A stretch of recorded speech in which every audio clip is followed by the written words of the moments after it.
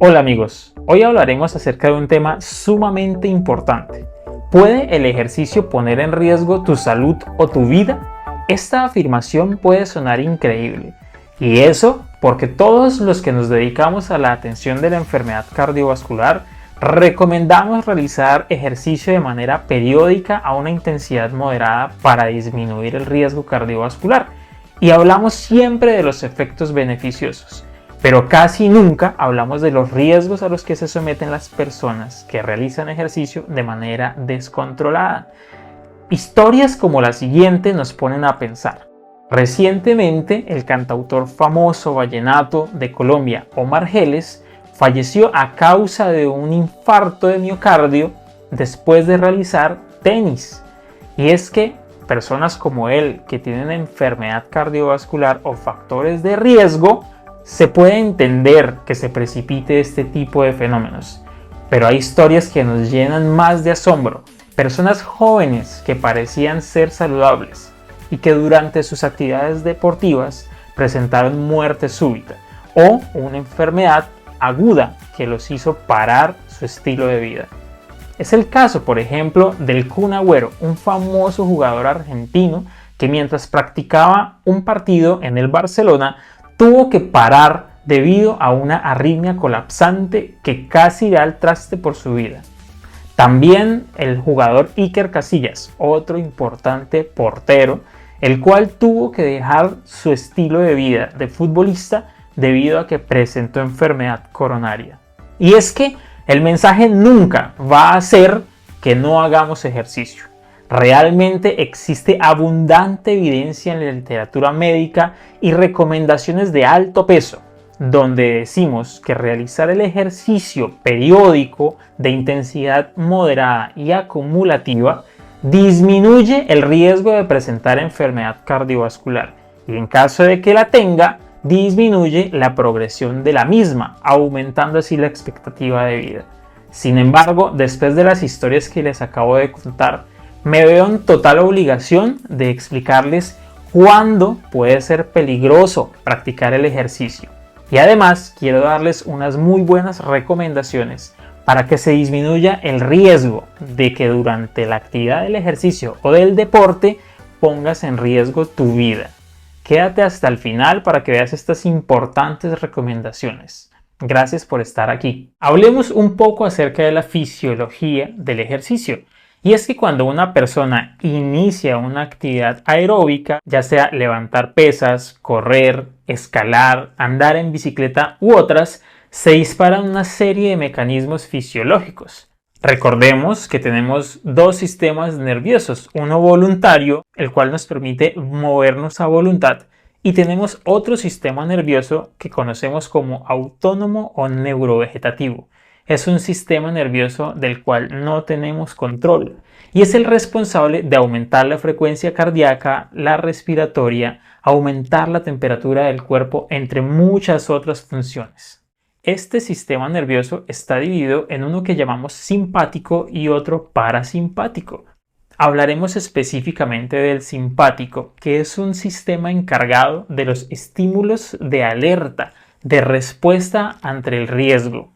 Típicamente lo comparamos con expresar cuando tenemos que huir de un riesgo. El sistema nervioso simpático funciona a través de la liberación de unas sustancias que conocemos como catecolaminas, principalmente la noradrenalina, la adrenalina y la dopamina. Estas se producen en el cerebro, en la glándula suprarrenal y en las terminaciones nerviosas simpáticas. Están almacenadas en unas vesículas que se llaman cromafines y se liberan a la sangre de forma rápida cuando son necesarias. Estas sustancias son las responsables de realizar una serie de activaciones en el cuerpo que tienen incluso muchos beneficios. En el cerebro nos ponen en un estado de alerta. En el corazón aumentan la frecuencia cardíaca y también la fuerza con la que late el corazón para aumentar el flujo de sangre hacia el resto de los órganos. En el pulmón aumenta la frecuencia respiratoria y por tanto aumenta la cantidad de oxígeno que entra al cuerpo. En el hígado aumenta la lipólisis, es decir, que disminuye las grasas en sangre y las utiliza como energía. La compleja interacción entre estas sustancias además aumenta la temperatura corporal, mejora la contracción muscular, aumenta la presión arterial para que la sangre llegue hasta la última célula que necesita generar fuerza y finalmente son las que nos hacen ser capaces de aumentar nuestra actividad física básica hasta 10 veces más para cumplir con una actividad deportiva. Como puedes ver, la activación del sistema simpático tiene muchos beneficios para la salud.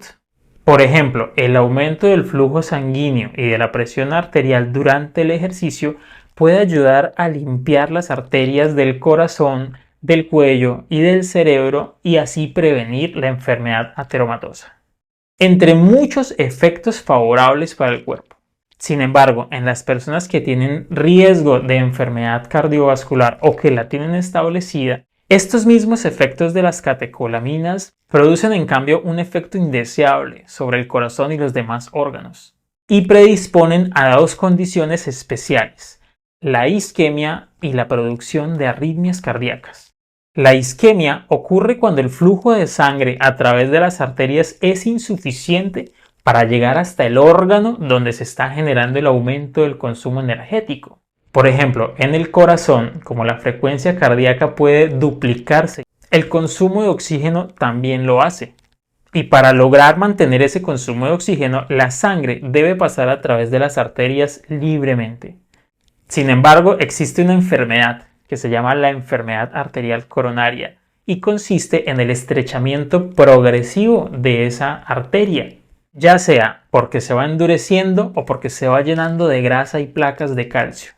A esa enfermedad la conocemos como aterosclerosis y desafortunadamente hace que cuando el corazón aumente su frecuencia cardíaca, la sangre no sea capaz de llegar hasta las células, generando así lo que conocemos como isquemia.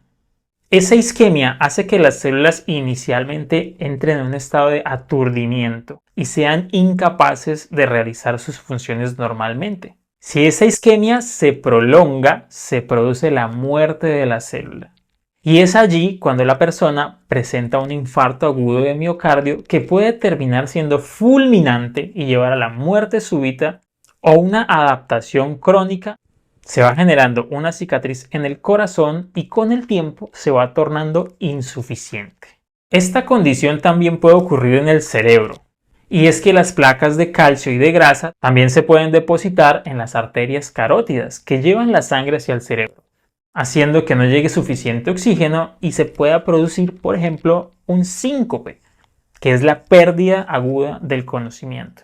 Otra condición especial que se genera son las arritmias.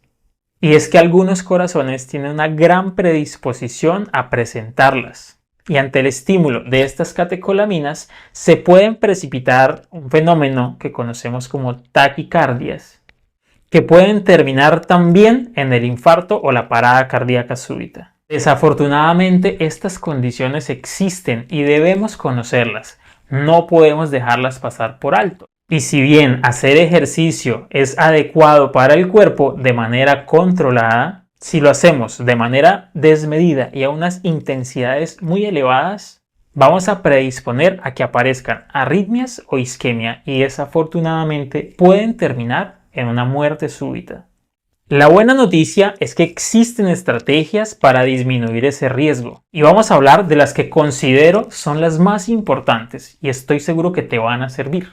Si tú eres el médico que está prescribiendo el ejercicio, debes tener esto en cuenta antes de decirle a tu paciente que inicie las actividades de ejercicio. Si tú eres el paciente, mayor relevancia le debes dar a estos consejos. Lo primero que debemos saber es las condiciones de factores de riesgo que pueden tener. Por ejemplo, los factores de riesgo más importantes son el tabaquismo, el alcoholismo, el sedentarismo, enfermedades como la hipertensión arterial, la diabetes, la obesidad o la enfermedad cardíaca conocida previa.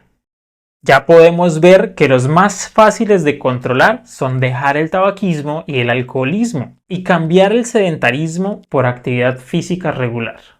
Otra condición que debemos prestarle importancia es saber si tenemos familiares con enfermedad cardiovascular.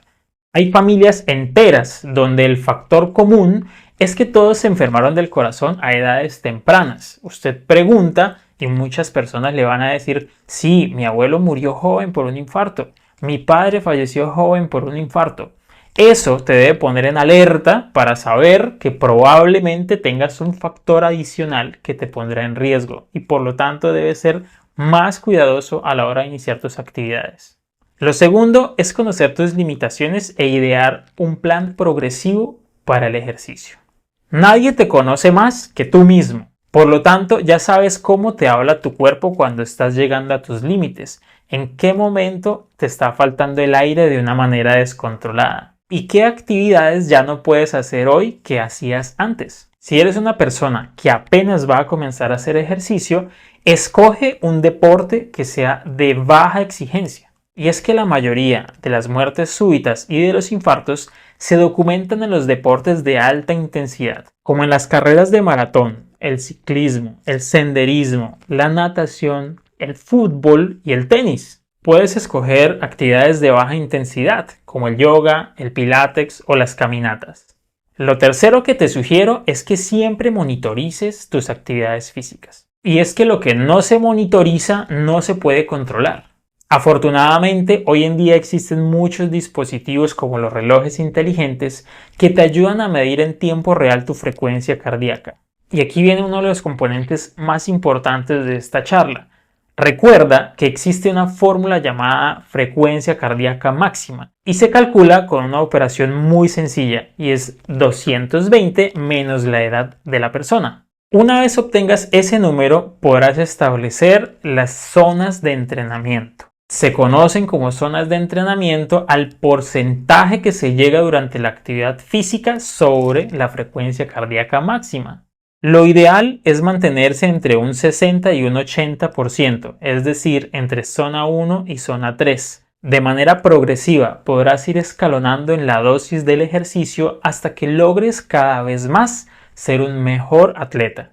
Algo que ocurre con mucha frecuencia, sobre todo en las maratones, es que las personas por primera vez van a realizar una actividad de ejercicio intenso y arrancan sin control, llegando a su frecuencia cardíaca máxima en minutos. Y desafortunadamente en el primer kilómetro pueden padecer de un infarto. Lo cuarto es estar atento a lo que te dice tu cuerpo. Si percibes palpitaciones, falta de aire que es poco común, dolor en el pecho o sensación de desvanecimiento, lo mejor que puedes hacer es parar y posteriormente realizarte un chequeo médico para que alguien experto realice las evaluaciones necesarias y determinar si tienes o no enfermedad cardiovascular. Permitir una adecuada recuperación después de realizar la actividad o ejercicio. Y es que la adrenalina tiene una vida media de aproximadamente 2 minutos. Sin embargo, los efectos residuales sobre el cuerpo pueden tardar horas. Y eso explica por qué una persona, después de que realiza la actividad de ejercicio o deporte, puede presentar infarto incluso una hora después de haber terminado la actividad. Y es por eso que no debes descuidarte y estar siempre atento a las señales de tu cuerpo. Espero que con estos consejos puedas tener una mejor idea sobre cómo comenzar a hacer ejercicio. Sin embargo, el mensaje siempre va a ser: realizar ejercicio disminuye el riesgo cardiovascular.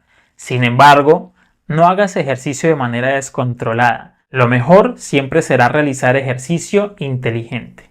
Si tienes dudas acerca de este interesante tema, no dudes en hacer preguntas. Con mucho gusto las responderemos. Envío las mejores energías para todos y los invito a que hagan ejercicio de manera inteligente. Chao, chao.